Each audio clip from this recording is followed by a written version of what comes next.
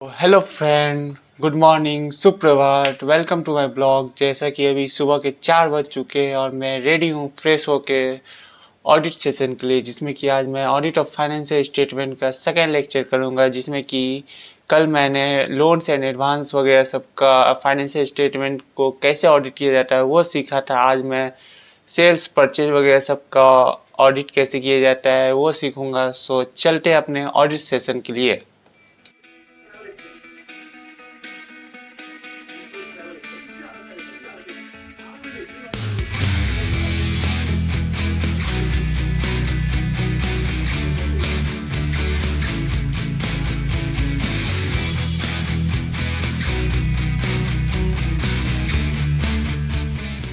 Audit का session finish होता है, जो कि ऑडिट ऑफ फाइनेंशियल स्टेटमेंट था, जिसमें कि आज मैंने मेन जो टॉपिक था वो इन्वेंट्री था और बाकी जैसे मैंने पहले बताया था वो सब पूरा किया। देन उसके बाद अभी तकरीबन हो रहे हैं 8:30 बज रहा है सुबह के। सो मैं सोच रहा हूँ कि फटाफट मैं नहा वहा के मंदिर से आ जाऊँ, देन उसके बाद मैं एफएम करूँ।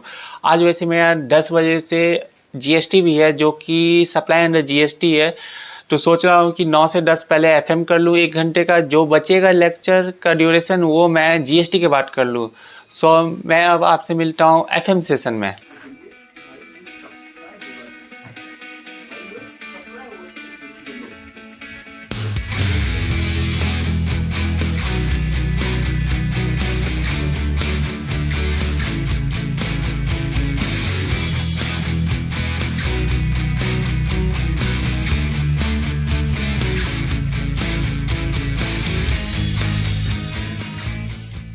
तो मेरा सप्लाई अंडर जीएसटी का सेशन फिनिश हो गया, जो कि 10 AM से था। आपने देखा ही होगा कि मैं डायरेक्ट टैक्स पढ़ने बैठ गया। उससे पहले थोड़ा सोच रहा था कि आखिर क्या करना चाहिए, कैसे ये सीए इंटर का बोर्ड ग्रुप निकला, क्योंकि आपको पता ही होगा कि मैंने जनवरी में सिंगल ग्रुप दिया था जो कि निकल नहीं पाया था। उसी का मैंने कॉपी मंगाया था, मतलब कि सर्टिफाइड कॉपी मंगाया था। उसमें मुझे जीएसटी में मतलब कि गंदा से भी गंदा, मतलब कि अंडर 10 मार्क्स आया 35 में से। मतलब कि जो 15 नंबर का जीएसटी होता है, जिसमें से 15 नंबर एमसीक्यू का रहता है और 35 नंबर डिस्क्रिप्टिव का रहता है, तो डिस्क्रिप्टिव में अंडर 10 मतलब कि 35 आउट ऑफ अंडर 10 मतलब कि बहुत गंदा ही मार्क्स था। क्योंकि मैंने जैसा मेहनत किया था, मतलब कि जनवरी अटेम्प्ट में सही से पढ़ा था, सब चीज़ सारा कॉन्सेप्ट था, फिर भी पता नहीं क्या मेरे से कमी रह गया। मैंने कॉपी भी देखा तो पहला क्वेश्चन में मुझे 3 नंबर दे के छोड़ दिया गया, उसके बाद किसी में एक, किसी में एक। थोड़ा मूड ऑफ हो जाता है ना कि आप इतना मेहनत करते हैं फिर भी नहीं। तो अभी ये हमको समझ में नहीं आ रहा है कि अब मई के लिए कैसे पढ़े। मतलब कि लेक्चर तो देख रहे हैं, समझ भी रहे हैं, प्रैक्टिस भी कर रहे हैं, तो मे भी पास कर जाएं। या फिर होता है कभी कभी, मतलब कि अकेले रहते हैं ना, तो होता है कि ओवरथिंक क्या क्या करना चाहिए, क्या नहीं करना चाहिए। क्योंकि देखिए, अकेले रहने से होता है आप किसी से शेयर नहीं कर सकते, लेकिन अकेले रहने से आप बहुत चीज़ सोच सकते हैं कि ये करेंगे तो ये ऐसा हो जाएगा, ये करते हैं तो ये बेटर होता है।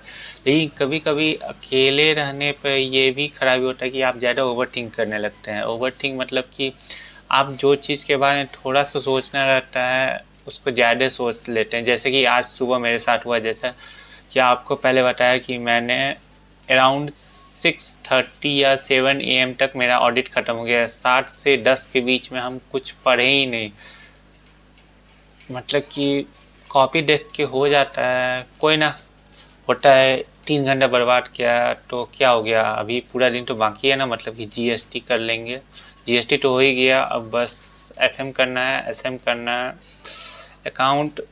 मतलब कि हम सोच रहे हैं कि अगर हम अकाउंट्स पे ज़्यादा काम करें, मतलब कि अकाउंट्स का भी कॉपी मंगाया था, तो उसमें भी आपको जैसे पहले बताया था 39 या 36 था, हाँ ऑल अराउंड यही था।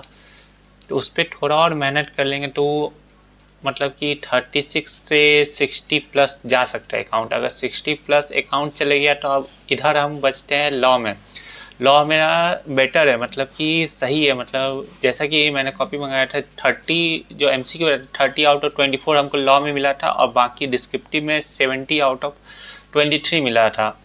तो अभी हम CA इंडिया के वेबसाइट से अभी लॉ का क्वेश्चन बैंक मंगाया है, जो कि अभी लेटेस्ट में है। मेन प्रॉब्लम ये हमको हो रहा है ना कि लॉ में लॉ आता है हमको, लेकिन लिखे कैसे, प्रैक्टिस कैसे करें, वो समझ में नहीं आ रहा है। इसलिए हम आज ही मैंने ऑर्डर किया है कि क्वेश्चन बैंक लॉ का।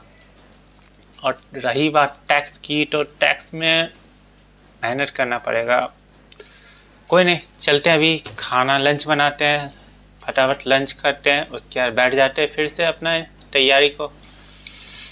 मिलते हैं आपसे लंच के बाद।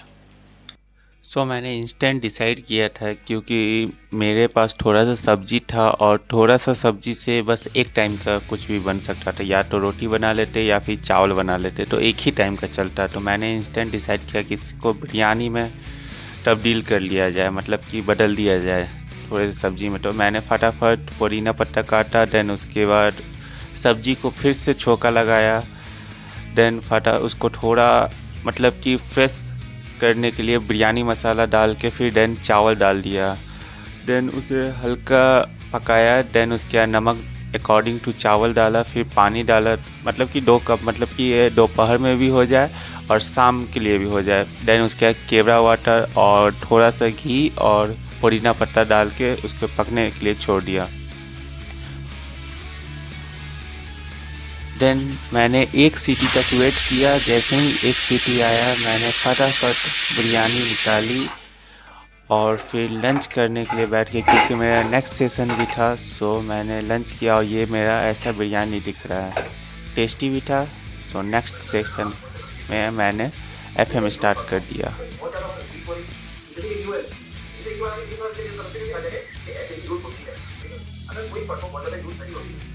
आपको लगता है कि आप शॉर्ट फॉर्म को लिखते टाइम बता सकते हो, तो पहली जगह उसे डिफाइन कर लें।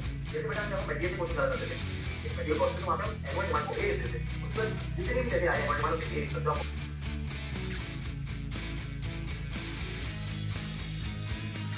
हो। जैसे ही मेरा FM सेशन एंड हुआ, देन उसके बाद मैंने SM भी स्टार्ट कर लिया, क्योंकि मेरा टाइम भी हो चुका था और शाम भी हो चुकी थी।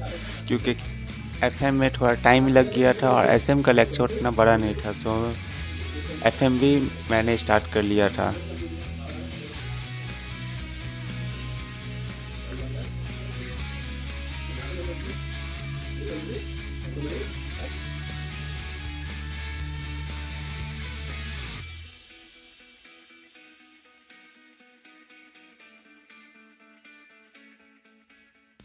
तकरीबन 9 बज गए हैं रात के, और मैंने एक लेक्चर देख लिया था डिनर से पहले, मतलब कि SM का एक लेक्चर कंप्लीट कर लिया था। उससे पहले मैंने FM का एक लेक्चर कंप्लीट कर लिया था। और अभी मैं सोच रहा हूँ आज नाइट आउट किया जाए, मतलब कि बुक्स के साथ नाइट आउट किया जाए, क्योंकि मेरा 2 लेक्चर बचता है SM में, जो कि अभी मैं करूँगा।